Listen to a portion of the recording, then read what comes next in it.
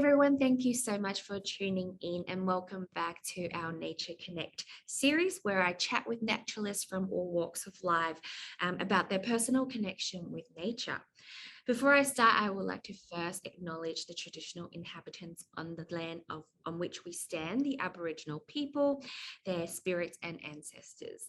I want to pay my respect to elders past, present and emerging. Willoughby City Council acknowledges the vital contribution that Indigenous people and cultures have made and still make to the nation that we share, Australia. So for the second installment of our Nature Connect series, we are very lucky to be joined by Dr. Holly Parsons from BirdLife Australia. Holly is the Urban Bird Program Manager for BirdLife Australia, and her role involves overseeing the various citizen science, education, community engagement, and research on birds in the urban landscape. So thank you so much for being here and chatting with me today, Holly. First of all, can you tell us a bit about yourself, your work with BirdLife Australia, and also just your experience working with birds in general? Sure. So look, thanks for having me. This is really exciting. So much of my job is, talking to people about birds. It's nice to sort of, talk about from my perspective about why I love birds so much. And I'm a bit of a bird nerd and I'm okay with it. I think that there can sometimes be a bit of a stereotype about what a birder is, and people maybe don't want to associate with that. I'm very proud to be a birder. I love my birds, and have done for a very long time. And I'm very, very fortunate to be in the position where I get to talk to people about birds all day.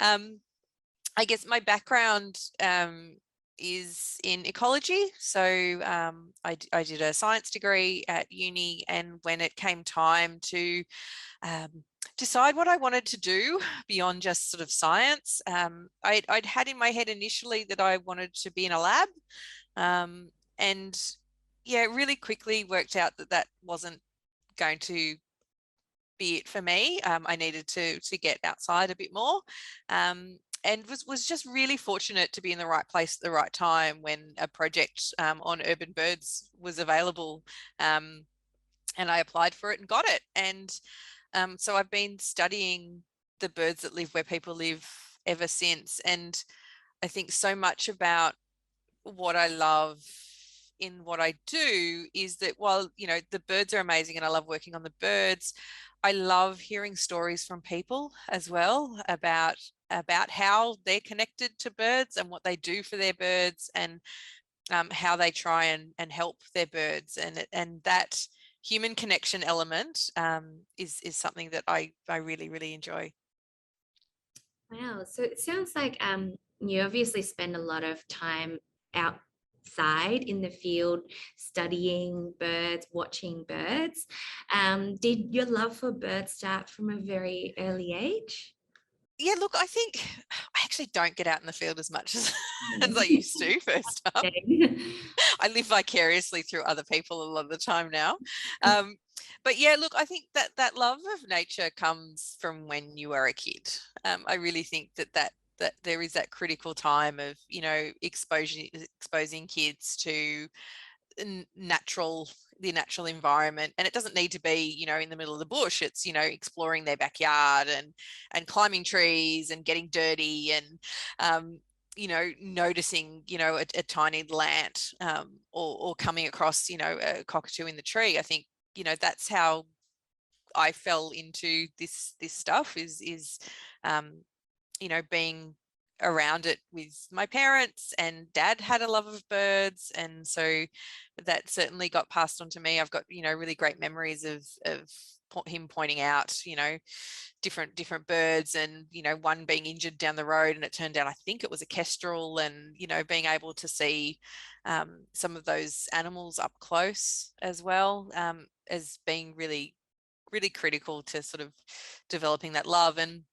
that love goes away a little bit when you're sort of a teenager, and you get distracted, and but I think it comes back, and I think it comes back for a lot of people. And so it's really about if we can educate kids when they're little, you know, they may lose that love a little bit, but they will come back to it down the track. And I think that's part of what we try and do in some of the urban bird programs we run as well.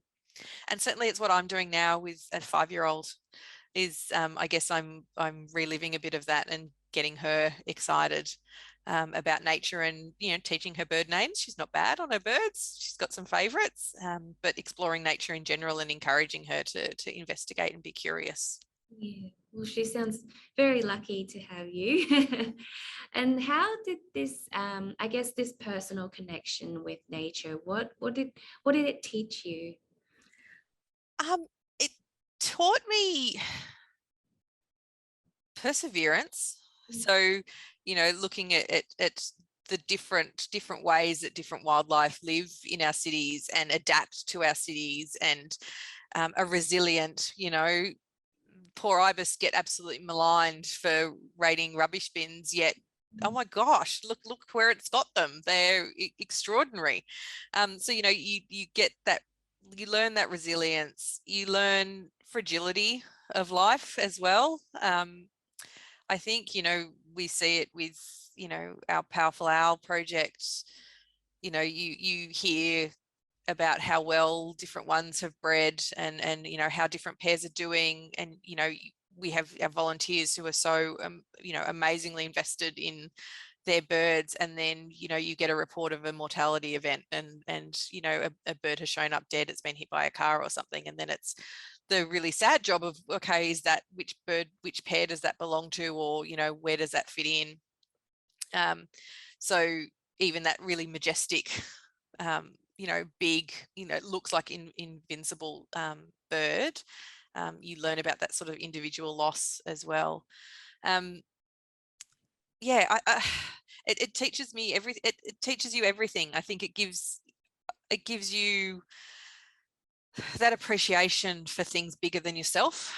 And I think the great thing about working in the urban space is that there are things individuals can do that have an impact on an individual bird. And that's, well, again, comes back to that connection, that there is something that you can do in your own space. You know, it could be a plant that you put in the ground, or it could be stopping using a rat poison, that will have an impact. And that's down to an action that you took. And I think that that's really, really critical for people in general, to feel that connection and to care about the world around them beyond just, you know, their four walls. Yeah, especially, you know, with us living such busy lives in the city, it's easy to forget that there is nature Mm. around us, and there are so many ways to connect with the natural world. Yeah, Um, that's right. And I mean, I think that's the great thing about birds, is mm, it's easier to do that because they're everywhere and they're visible. And you know, you can walk out into the front yard and you will find a bird very close by. It might not necessarily be one you like a lot, but there will be a bird there. And I know that, you know, I don't profess to have the best bird friendly garden going around. My bird list in my yard is not great, but it brings me a lot of joy. I certainly enjoy it. And you know, I really appreciate how the little changes that I've made since we've moved to our place, where we literally didn't have a garden in the front yard, it was grass.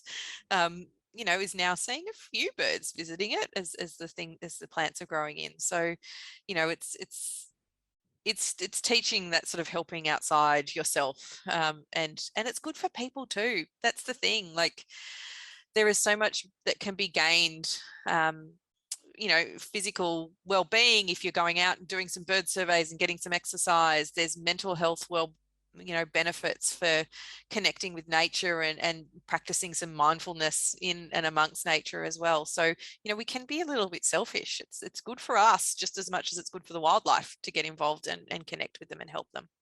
yeah, I think you're absolutely right. So what do you suggest people could do if they want to sort of have that connection with nature, if they don't already have that?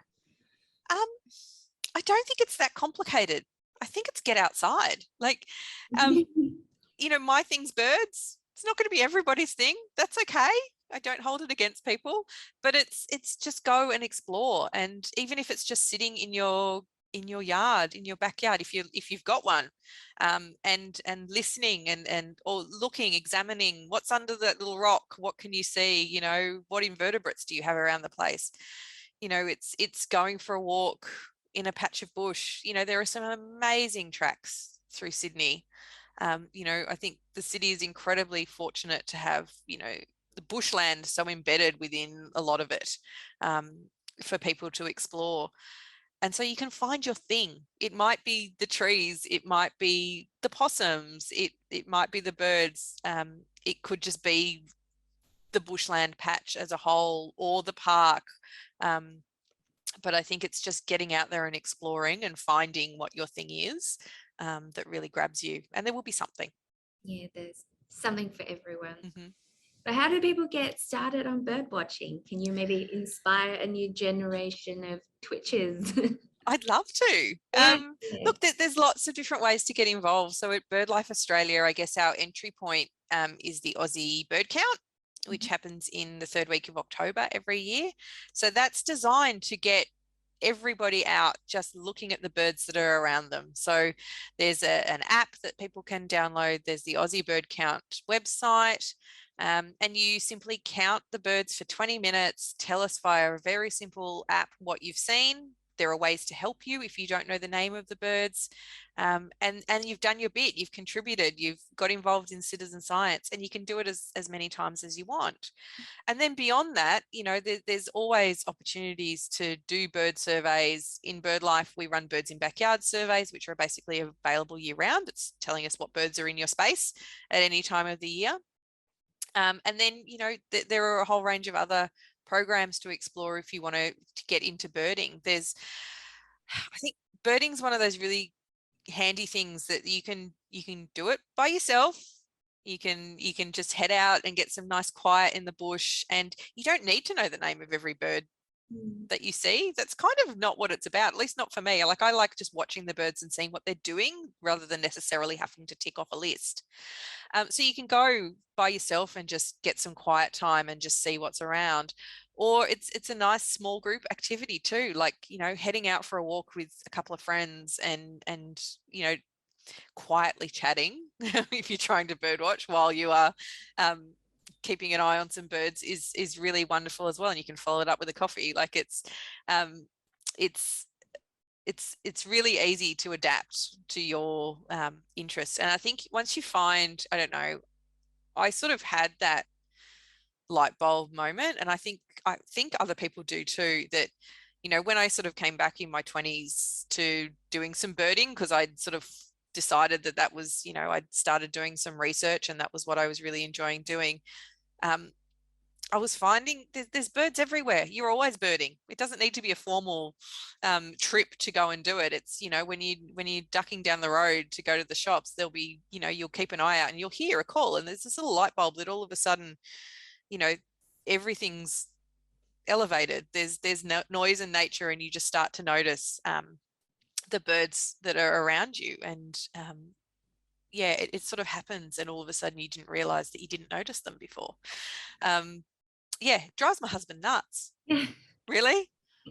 I can hear a fairy wren from about 5 k's away, I think.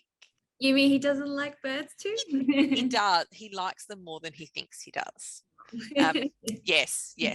And so that's the great thing about, you know, when you're a birder, you can influence others as well. You know, he was never a birder, and he probably wouldn't identify himself as a birder now either. But I know that, you know, he would suddenly go, tell me about what he'd been seeing. I'd get a message from him in the day going, oh, there's a bowerbird bower, you know, blah, blah, blah, as I was on my way to lunch. And so, yeah, it's surreptitiously getting in there and influencing other people. Oh, that's great. And everybody has a bird story. Doesn't matter if you're into birds or not. Everybody has one. I find it if I'm introduced to somebody, you know, recreationally, you know, and they say, what do you do? And you explain, they'll have a bird story for you. Everybody's got them. It's great. Yeah, I think it was so great here in Australia. We've got so many birds just everywhere, and very unique bird life as well. So we all have a story about bird to tell. Absolutely. Well, I'm just curious, what is your favorite bird? So look, the one who has my heart for the longest is the superb fairy wren, or the blue wren. They're the bird that I did my PhD on. Somehow I still love them even after all of that. They're an awesome little bird. They are one of the probably most well studied of our Australian native birds. And it's probably because they're so darn cute. Like they're gorgeous little things to look at. They are relatively common-ish, not as common as they used to be, but they're still around. And I think it's also a factor of, once they started getting studied and people started learning more, then it was sort of everybody was diving in because there was so much incredible information to find out about these birds.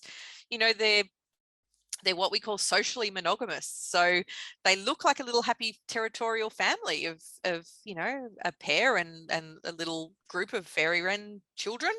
But they actually have really high rates of extra pair paternity, that the males are sneaking off to display to other females in the day, and she sneaks out before dawn to go and find the male that she liked, that displayed to her. And so there's these, most of the offspring are fathered by a different male other than the one that heads up that territory. Yet they have this facade of, everything's happy and we have our little territory and we protect our territory from all other fairy wrens. And they don't. It's amazing. Secret lives of the fairy wren. Oh, absolutely. And the females, are in an arms race with cuckoos. They will teach their chicks, while they're still in the egg, a password. So this note that they have to be able to replicate. So once they hatch, they get fed. And if it's a cuckoo, they don't know it and they do not get fed. It's extraordinary, amazing information that you can learn about these birds. So yeah, I did my PhD on them many years ago now, and still love them. They're incredibly engaging and just fun to watch. And I think once you sort of start to know that they're not just cute, that there's actually some real guts about them, like, the fact that they've this evolutionary race that they're in with passwords, and the fact that they will sneak around and is amazing. So they've always been my favorite, but I think with my job, I get to, develop projects on different birds, and I invariably then they become my favorites too. Like, powerful owls are just extraordinary. We're doing some work on gangangs now as well. And oh my goodness, like, how amazing are those birds? And, in trouble, like, in serious decline. And so, you feel this sense of like responsibility that, okay, I love these birds. We've got this project. How do we now protect them? And so every bird that I sort of start to study, I very, very quickly fall in love with. There's very few that I don't like. There's a couple, but there's very few. I won't ask you about them. No, don't ask me to name them. Well, thank you so much. BirdLife Australia does some really amazing work protecting our birds.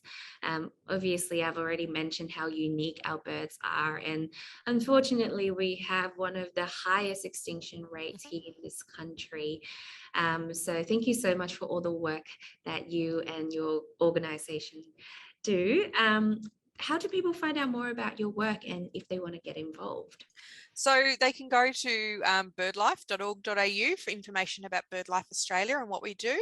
You can join as a member and get, a range of benefits. You hear from us. You can get our fantastic magazine as well, and all the funding goes towards our conservation work.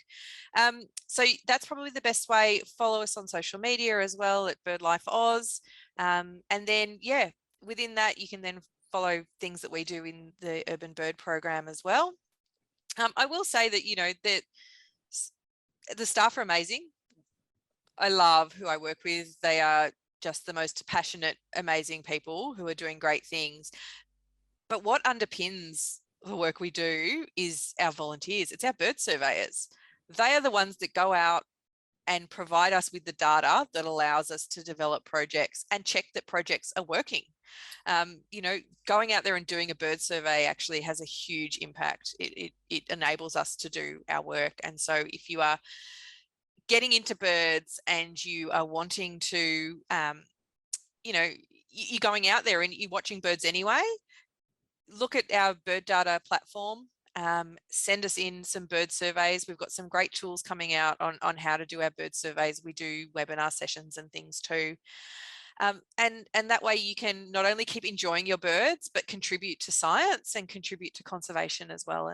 And without that amazing team of volunteers, we don't have data. We don't do the conservation. Our volunteers are critical. Right. Thank you so much. Well, it was such a pleasure talking to you. Thank you so much for taking your time out today and telling us about your connection with nature and also all the wonderful work that you do. So thanks again, Holly. Oh, thank you for having me. Thank you.